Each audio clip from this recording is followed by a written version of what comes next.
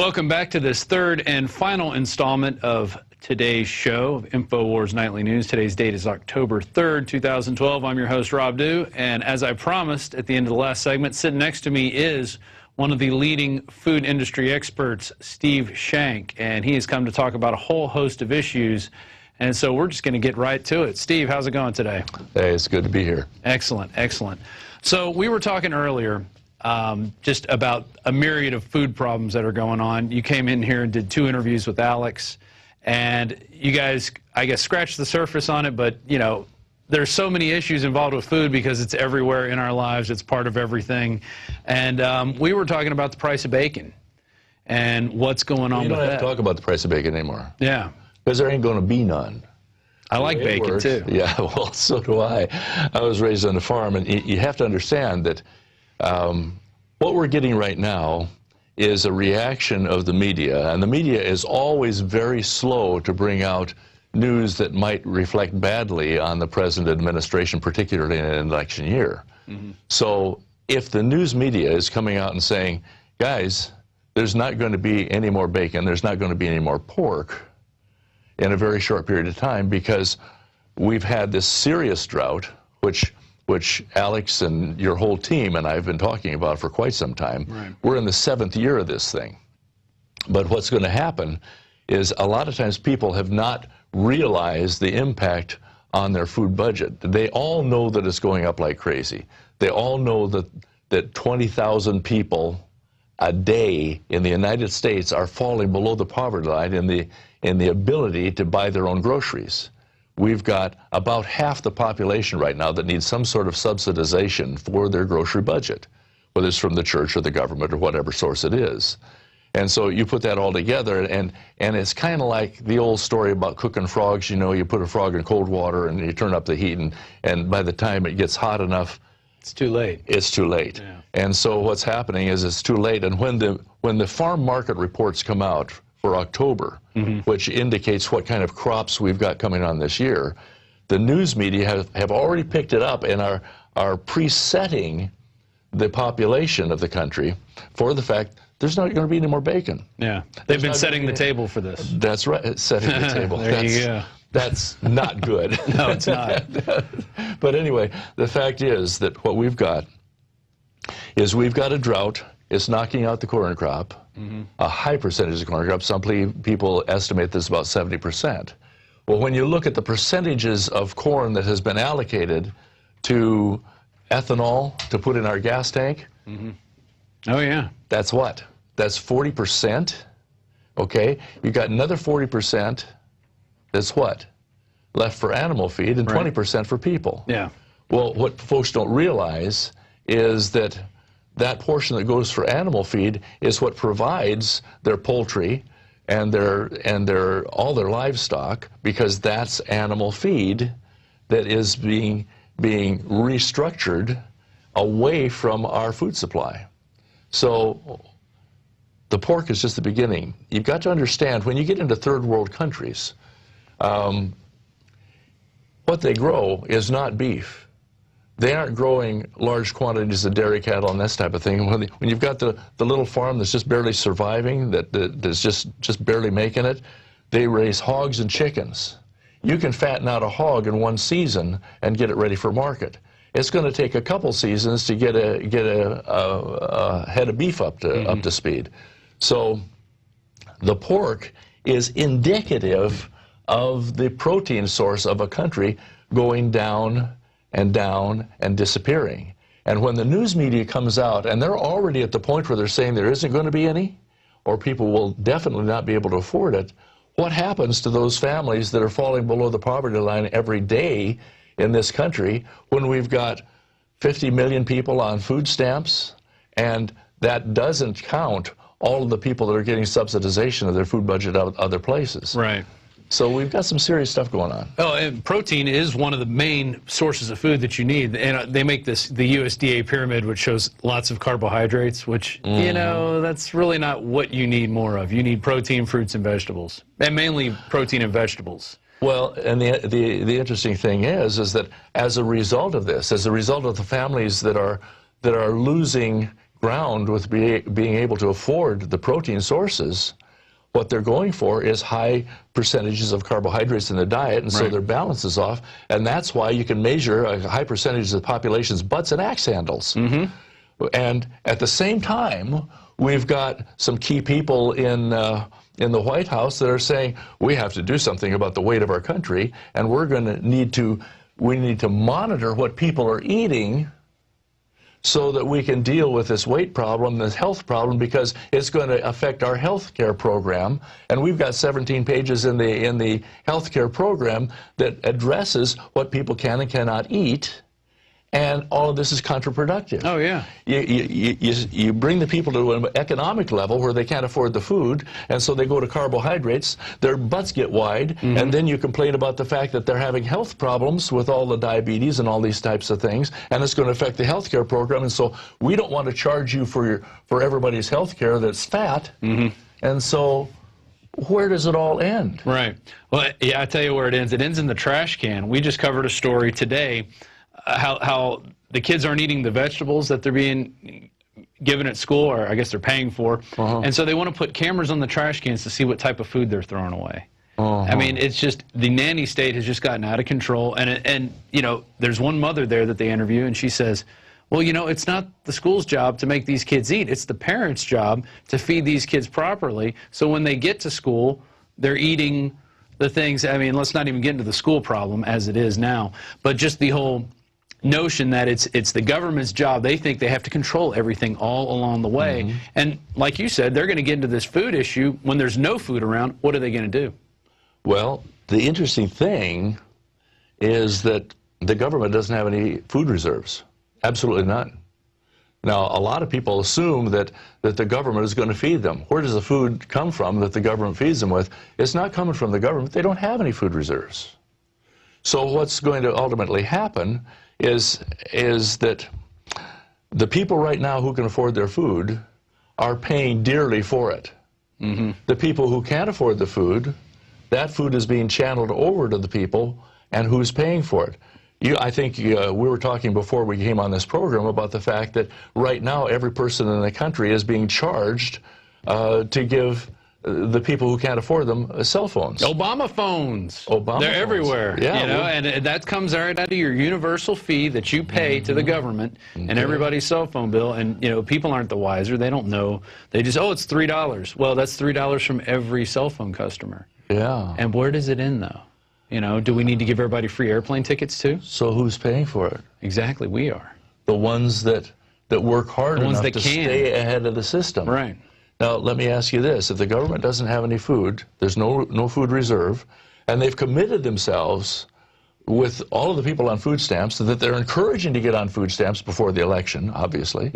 So they're eating so they can go vote. You don't have to scream for very much transparency to wonder why everybody's being given food stamps before the election. Right. It doesn't take much transparency to know why everybody's being given phones that can't afford them before the election. I mean, connect the dots, for crying out loud. Yeah. Okay, but you put this together, if you're aggravated as you look at your phone bill and say, oh, well, it's another $3, but you multiply it by the number of people that are paying for their phones, and some of them are struggling to pay for those phones because they need them to function.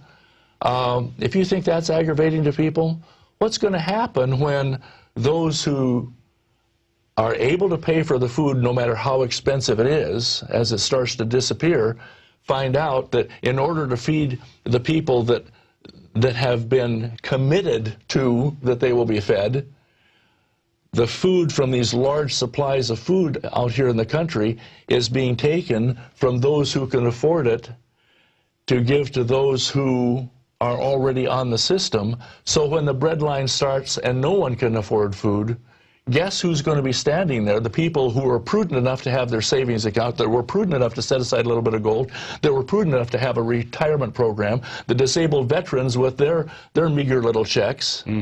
And these people will be standing in line to get the food that they have been willing to pay for behind the people that are mandated to have the food that doesn't happen to go into the gas tanks Of the cars. Yeah. that we drive, that we can't afford to buy the gas to go to the grocery store to buy the food that we can't afford. Exactly. And Tell me how's the government going to do it? They're going to executive order. They've already made these executive orders. They've been changed as they go through. We covered it in Police State 4.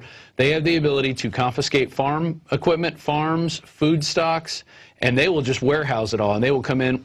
They might even come into your business by government order with trucks and just start backloading it in there.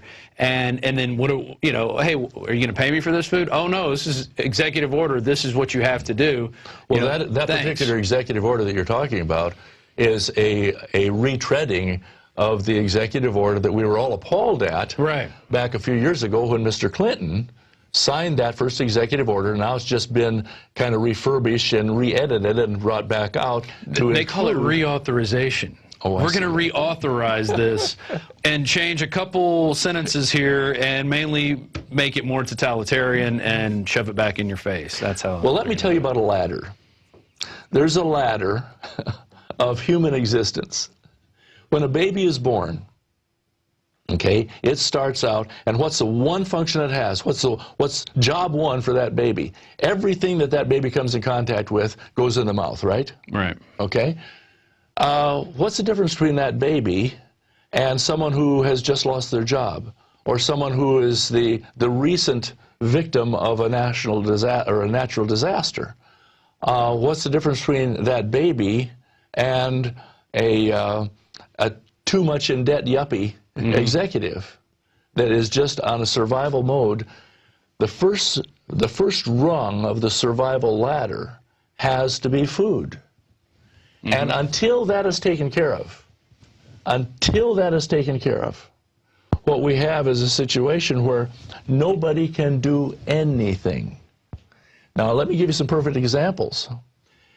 That's not just in this country. If you look at slavery, if you look at the feudal system, if you look at sharecroppers, and if you look at a totalitarian government that controls its people, what do they all control it with? Yeah. They control those people with food. If you can keep everyone at just the survival mode so that every waking hour... On the brink of starvation. Every waking hour is totally committed to just providing the food for that day.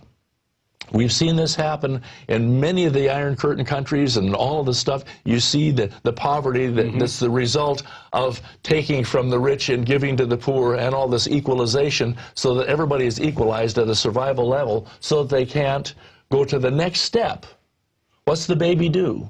It's on that bottom rung, hanging on for dear life, eating.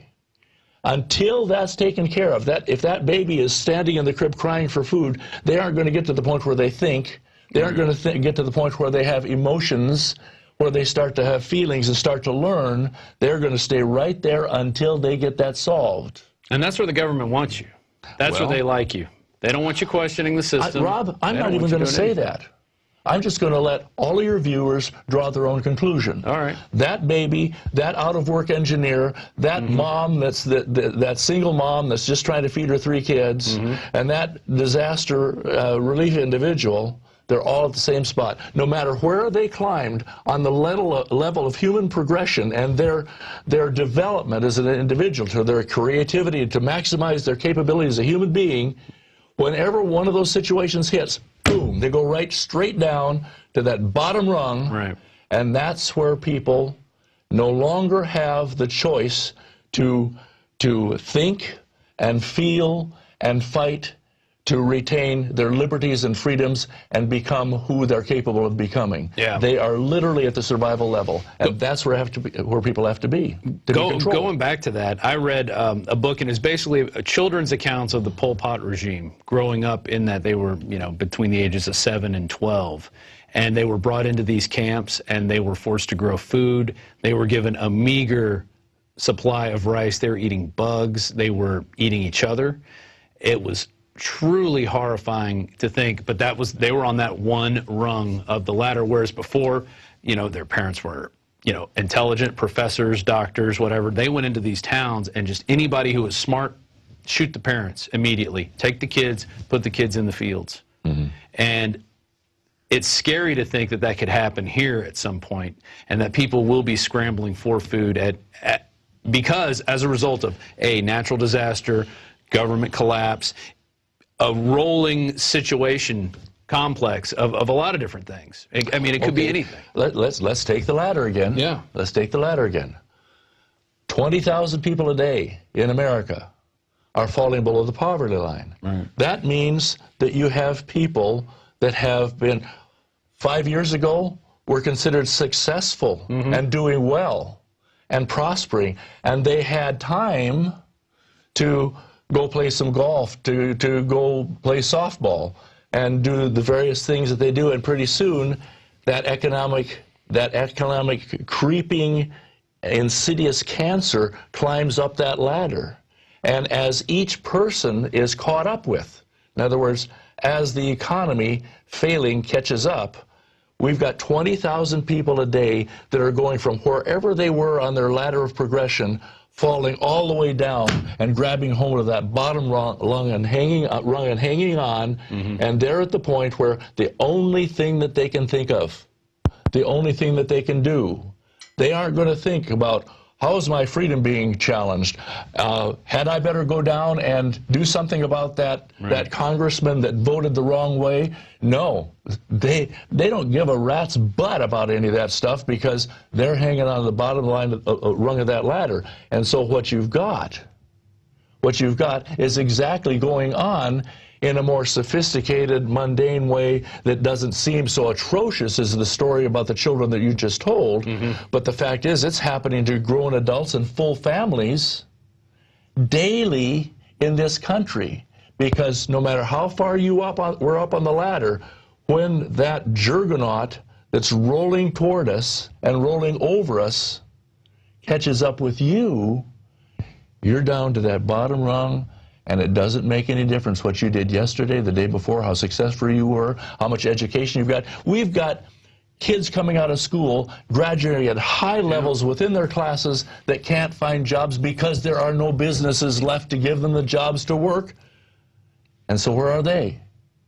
They are no better off. They're in debt. Than the guy that's standing on a street corner, propped against his crutch, with a cardboard sign painted in his wife's lipstick that says, "A little bit of change will help."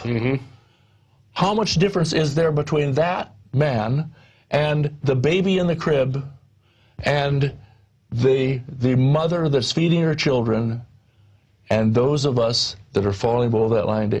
So here's the deal.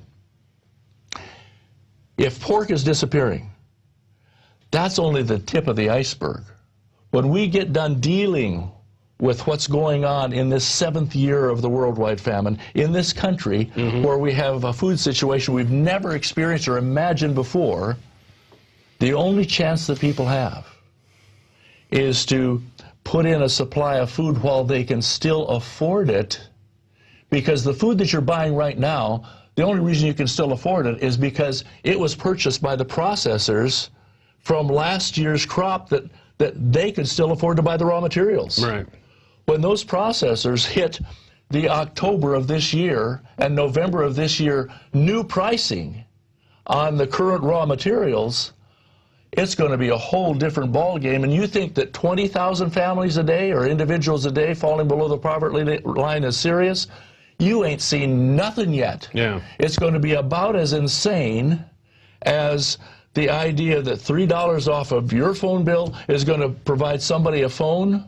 And who's paying for the services month to month? I don't know about that. We better check that out.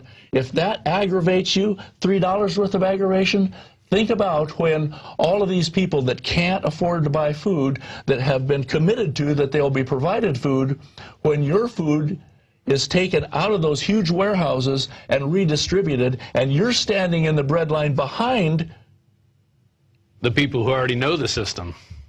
The members have already, exactly. the people are already members of the system, and so you've got just a really interesting situation. Yeah. So I am not looking forward to it. It's sad that it's come to this. It really feels like we're looking over the edge of the abyss at this point. But here's the law.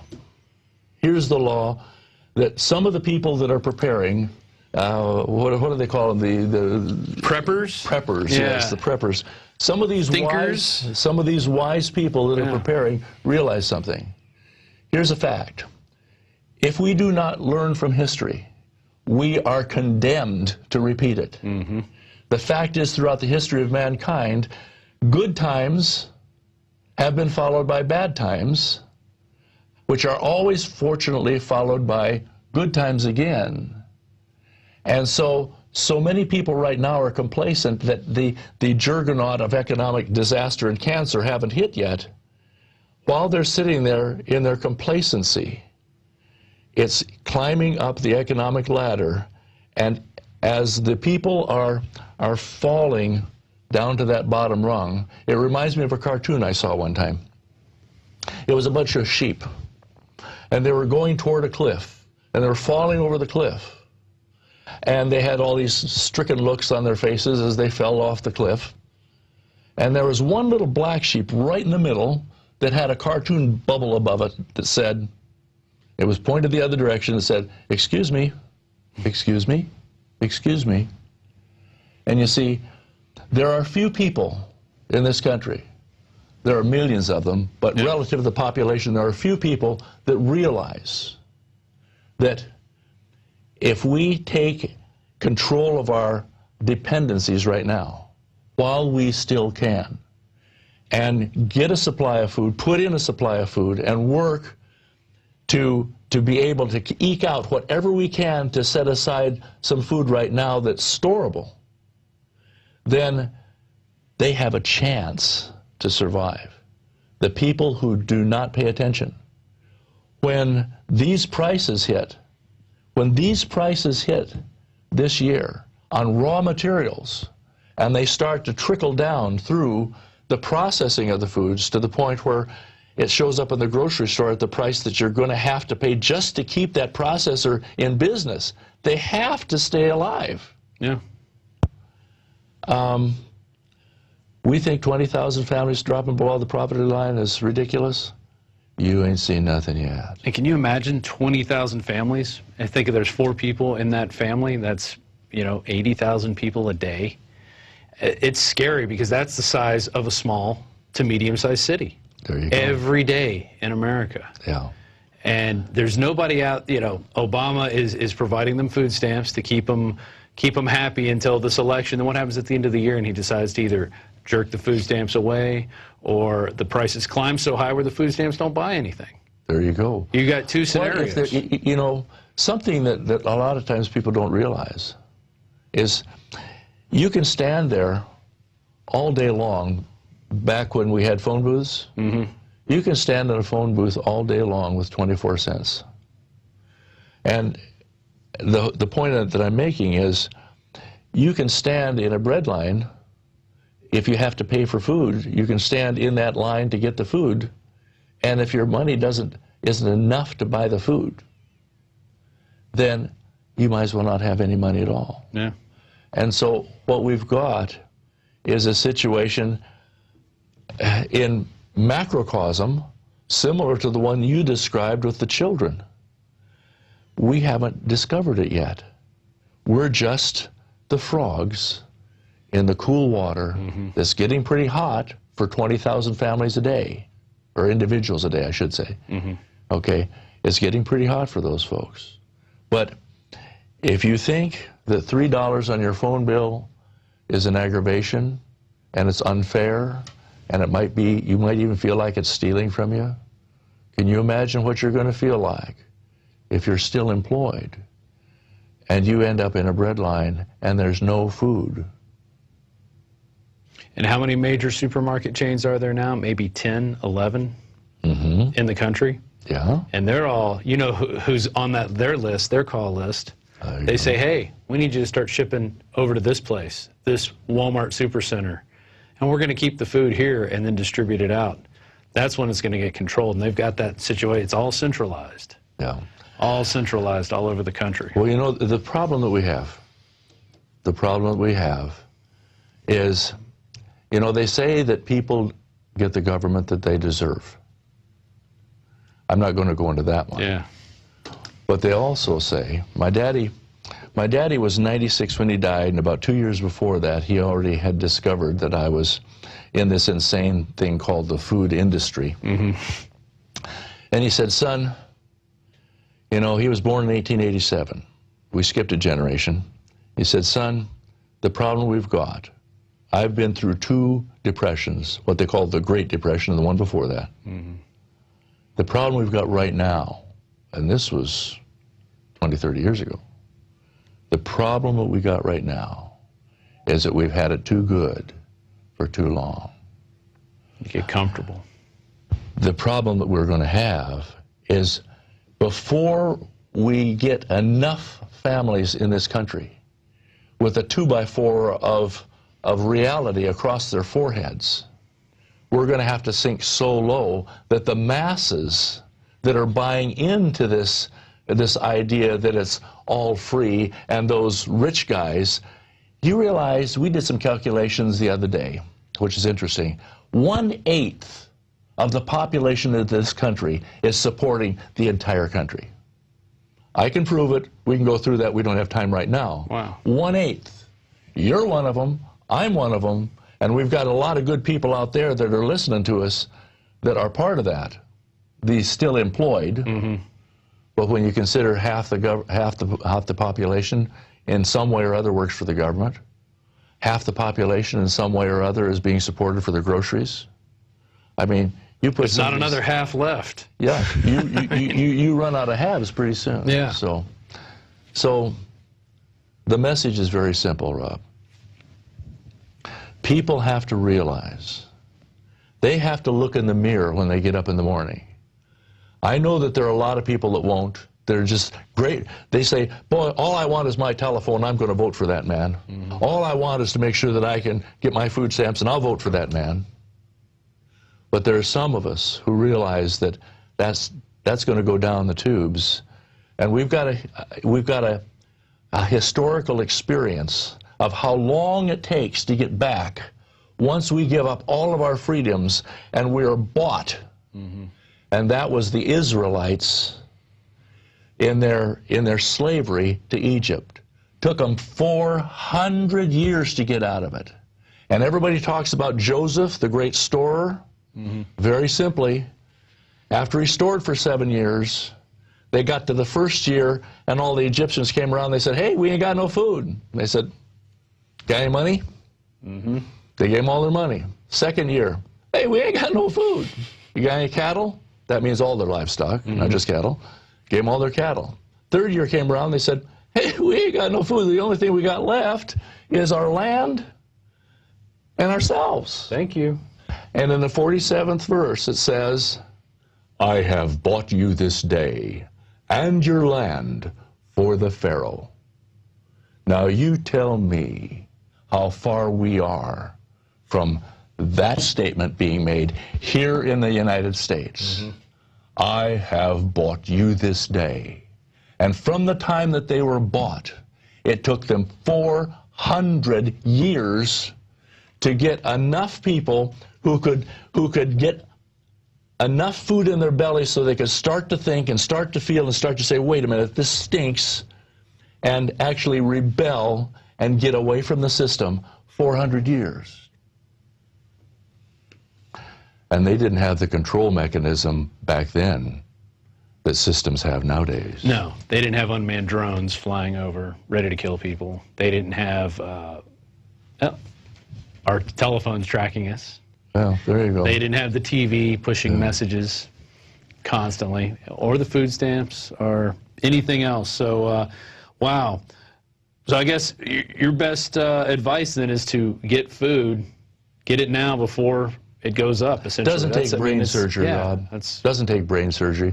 All it does is take someone with ears to hear and eyes to see, and listen to what Alex and you guys are putting out, and just stop and think.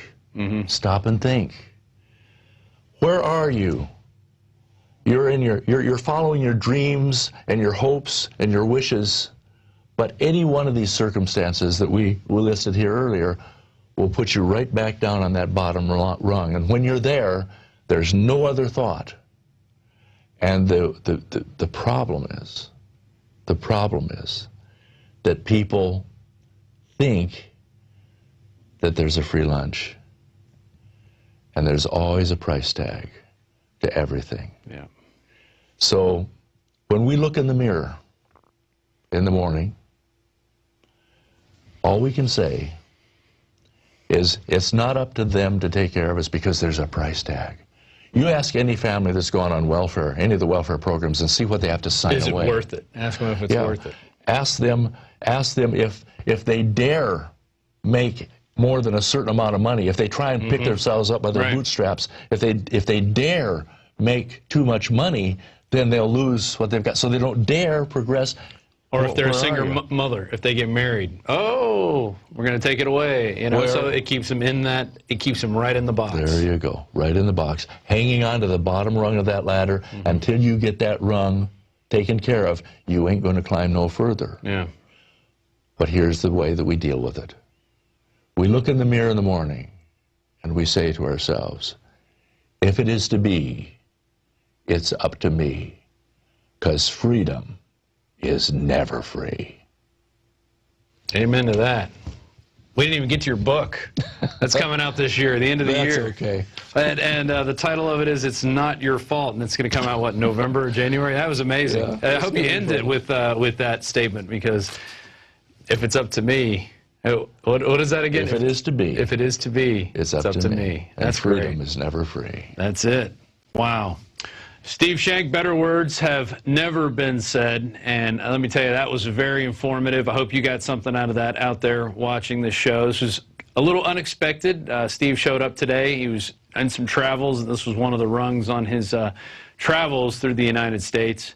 Basically, he's going around warning people, you know, get your bed prepared, because whenever it comes down, you don't want to be the one standing in that breadline, because then you're at the mercy of the people who are basically controlling the ladder, and they're going to knock you down. So with that, we're going to end today's October 3rd, 2012 show. Thanks to Steve Shank, Amber Lyon, and the rest of the crew. It was an interesting day today. We sent all the reporters out, so we're going to have a whole bunch of new stories that we're going to be putting out in the next couple days, and it's really good to be able to send reporters out and work on the show at the same time and not feel too crazy, too much like a chicken with your head cut off. And but we're getting it done. Big thanks to Marcos out there and John Bound, and who helped me put the show together. And with that, we will see you tomorrow. Once again, if you want to subscribe, you can go to prisonplanet.tv. We have a 15-day free trial. It's less than $6 a month, and you can share your passcode with 5 other friends. So that little graphic that popped up was really, it kind of explains it all. And then you guys can get the information, spread it out to your circle, and therefore we can all pull ourselves up this ladder of life and you know, truly make it a country and a place and a society that we want to live in, and where everybody can succeed. And if they want to, you know, they have to look in the mirror, though, and make it happen, because nobody's going to make it happen for you. We'll see you tomorrow. Good night.